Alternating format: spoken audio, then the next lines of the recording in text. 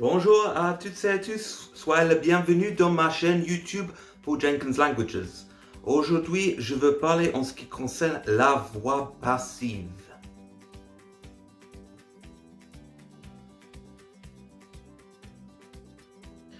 Alors, quelle est la différence entre la voix passive et la voix active?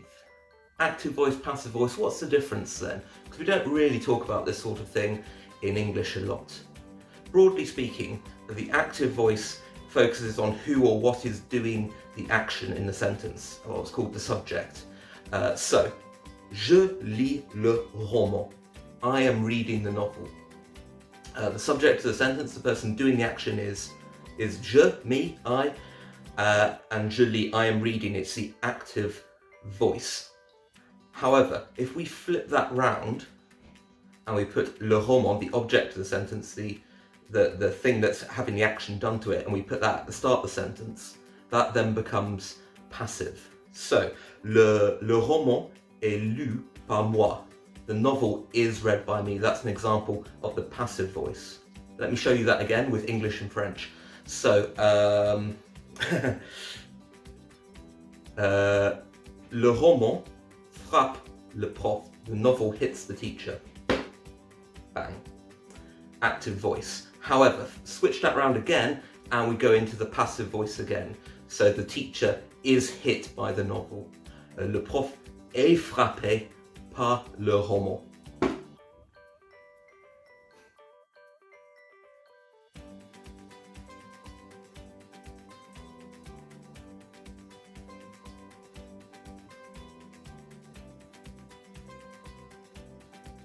Another example of this happening in French, taken from the world of work.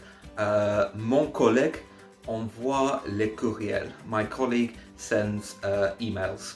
Courriel, email, you could probably say les emails, but often I like les courriels.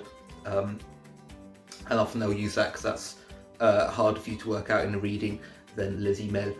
So, mon collègue envoie les courriels. My colleague sends emails. If we're putting that into the passive voice, what happens is we have to flip the sentence round. So, les emails sont envoyés par mon collègue. The emails are sent by my colleague.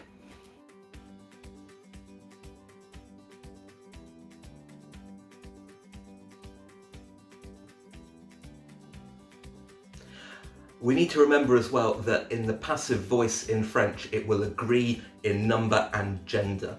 So let's take another example with a sentence in la voix active et la voix passive. Ses parents l'encouragent. Her parents encourage her. That's the active voice. But if we flip that round, we get the passive voice and it has to agree. Elle est encouragée par ses parents. She's encouraged by her parents. That encouragée will have an extra E on the end because it's talking about that she is encouraged. So extra E to agree with the gender. Par exemple aussi, les portes ont été fermées. The doors have been closed. Extra E, extra S on the end to agree in terms of number and gender. Doors, plural, and les portes, feminine, plural.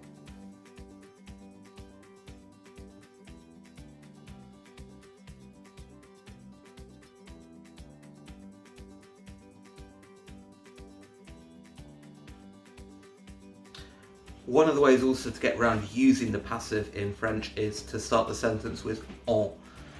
So as we know, on can mean either we or you, or in fact they. It has many meanings. So for example, in the passive, les employés sont virés, the employees are fired.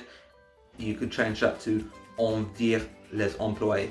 We, you, or they fire the employees. So it changes it from a passive to an active voice.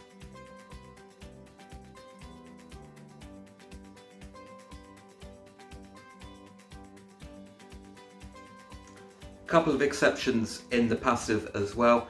The verbs dire, to say or to tell, and the verb demander, to ask, can't function in passive with a. You'd have to always use en with them. For example, I am told that salaries are going up. On me dit que les salaires augmentent. the students are asked or told to complete their work. On demande aux élèves de terminer leurs études.